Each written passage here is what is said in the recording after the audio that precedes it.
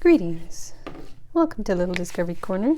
Today is Sunday, so I think I will start with my Philosopher's deck. Okay, let's see what we get for the collective today. Who are the people that make me so happy to be on this planet? What are the activities that make me feel alive? Am I spending enough time with these people and these activities? Okay. Stay close to anything that makes you glad you are alive. Okay. It's a good one. One to think about. Is there anyone you feel like you could be closer to? Is there anything you can do to connect with them better emotionally? Sometimes it's just as simple as letting them vent about their day. This one wants to pop out. And listening and being like, I'm really sorry you're going through that. Or letting them open up about how they feel, even if it's something that makes you feel defensive, like something perhaps if they're feeling unheard or any unmet need they're having emotionally. Try to listen without automatically getting defensive. Try to tap the brakes on that when you feel it. Try to be aware of it. Oh, like my ego's throwing up walls. That sort of thing. And, show affection and appreciation on a normal, everyday basis. As kind of try to make that a habit. And that kind of helps you bring you closer to people that make you happy to be on this planet. Healthy, supportive connections, in which they're offering you a lot of emotional support and you offer it back in return to make them feel loved and appreciated. Activities that make me feel alive. Okay, like there could be one particular hobby that you're used to, that you've always done. Maybe there's something you've always been interested in trying. You could try out some new things, or maybe it's something you're used to doing, very active things, and you could try something a little more toned down and calming to the mind, like say yoga or Tai Chi or something soothing like that, and see how you like it. And are you spending enough time? Sometimes you're just taking a walk to clear your mind. That's one of my activities. I don't feel right. I feel like something's missing out of my day if I haven't made it onto my neighborhood nature trail. Oh, that fits right in with what I was just talking about. How can I acknowledge situations that trigger me as opportunities to practice courage? Okay, so with what I was talking about, if say a connection you're close to, someone you're close to, say a partner perhaps, or that you could be dating, or a friend, or a relative, tries to open up about maybe something you're doing or saying, or not doing or not saying, that it makes them feel a certain type of way. And you might be instinctively throw up defensive barriers, like, oh, push back right away and tell them they're making too much of things, or feelings aren't my problem, or something along those lines. That's not productive. It's not helpful. It just makes them feel rejected and invalidated and even more hurt than they were before. And so tell yourself that that's just your ego trying to protect itself, keeping you in fear of being rejected in itself by rejecting them. Courage. Part of taking courage is being aware, trying to be aware of when your instincts, your ego is reflectively putting up walls, barriers like that, and pushing back on someone who's trying to have an open conversation with you about how they feel. Sometimes it takes a courage to slow down, tap those brakes, and be aware of your surroundings as you drive along so you don't crash, or veer, you swerve so hard you drive off a cliff. How can I acknowledge situations that trigger me as opportunities to practice courage? Okay, so it can take courage to resist the pull of your ego to go to battle right away. And it's hard to think of it that way. Usually if you just, your reflex is to tell someone they're wrong and they're making too much of things, or it's in their head, or You're just getting defensive for something they're trying to bring up. You may think of that as the tougher, more braver thing to do, but it's not necessarily the case. Sometimes what you need to do is pull back, pull those reins on the, the wild horse of your ego, getting spooked and running wild, and carrying you away from all your loved ones into, some remote desert location far from civilization and actual safety. You end up your soul ends up alone and wondering what happened. Anxiety. You are afraid to get close to someone. Oh my goodness. I can't make it up. They are scared too. Give them a chance. All right. So it could just be like trying to calm down your nerves, your reflexes.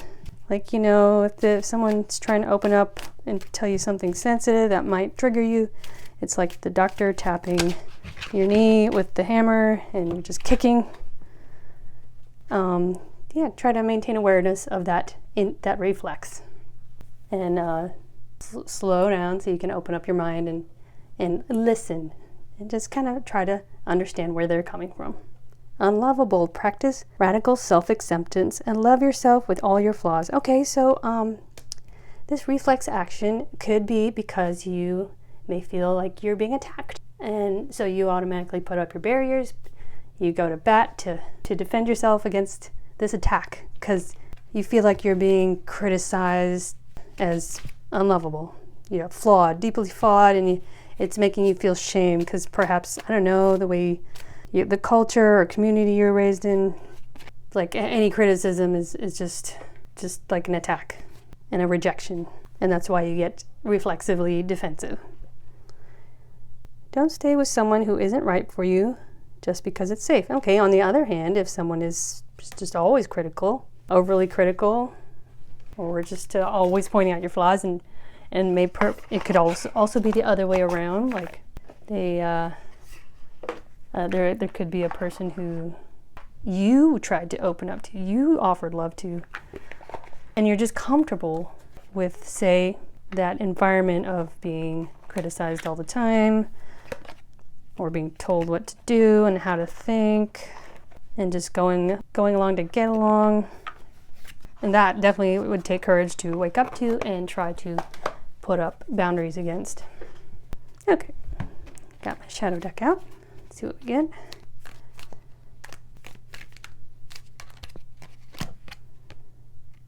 Okay, what do you need less of? Maybe you need less negative self-talk, less fear, whether it's fear of getting close to someone, opening up to someone, and listening to them with an open mind, or fear of walking away from an unhealthy connection in which you are giving more than you're getting in return. And it could take a lot of work to distinguish between the two, a lot of work on clearing your mind and becoming aware of yourself and others. Gestures. What symbolic gestures can you use to acknowledge your shadow self? All right, so symbolic gestures. I'm not sure. How would I answer that one? Sometimes I think of my shadow self as a literal shadow, like behind me, and as if the sun was shining upon me from forward and above and casting my shadow on the ground. And that's like my lower unconscious ego, who's full of anxiety, feels unlovable, and like I have to settle for taking, say, an abusive situation. And sometimes I'll think of it, I'll sit in meditation and imagine like balls of cloudy shadow out of my gut and holding it in my hand and kind of just thinking of it. The wind is kind of blowing it away and I'm like letting go. Or I'll take my shadow self and stand it upright and imagine my shadow self and my higher self as a light being, and I imagine them kind of like dissolving into me, and I'm integrating and taking control. Like the shadow no longer has control of me, I'm controlling it. I'm in the driver's seat, but I understand that it is a part of me. Okay, maybe a mindful prompt to close out.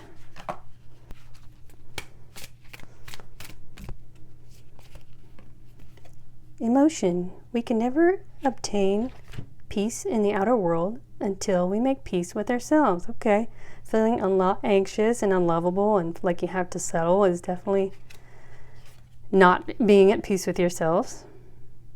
How can you be at peace with yourself? When something is important enough, you do it even if the odds are not in your favor. What is your dream? Write down the immediate next step you could take to achieve that dream.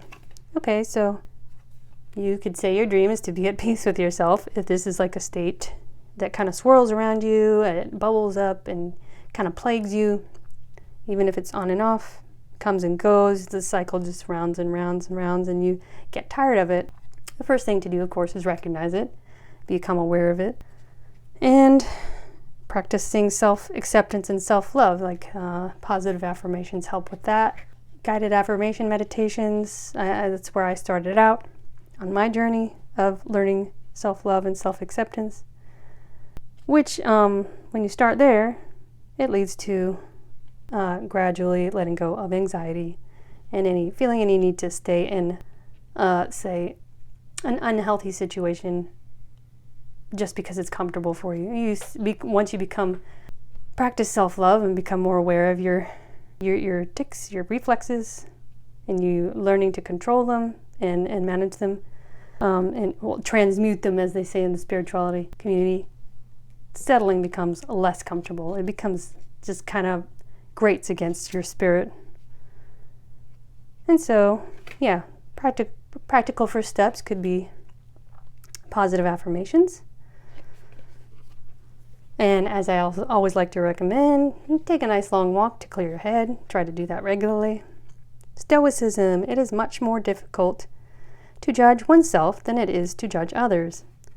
That fits right in. So if, like, for example, someone you want to stay in connection with is opening up about how they feel, about, say, something you did or didn't do, you may reflexively jump to judge them in order to protect yourself. But it's also important to reflect on why they are bringing this up. First, tell yourself that their feelings are valid, their experience is valid. Tell yourself that they want to stay with you and they want to keep this connection strong and loving. So ask yourself why they feel this way. And listen, if you ask them, listen and let it lead you to reflect on, say, am I opening up enough? Am I offering enough gratitude to this person as much as they offer to me? And affection, that sort of thing. What can you do tomorrow to become a better version of yourself? You can't talk your way out of your problems. You can't talk your way out of problems you behave yourself into. Today, don't complain about anything, even to yourself. You may find you are better at resolving the problem than you think. Okay, so reflexive defensiveness could also be from feeling unlovable, and an unlovable mindset and anxiety is a state of fear and thinking life just happens to me, people do things to me, someone's always attacking me. Trying to resist the urge to complain, resist the urge to judge others, and clear your head. Take a walk, clear your head, and resolve to go the day without complaining about anything, even just to yourself. All right, I think that'll be good for today. I will see you next time.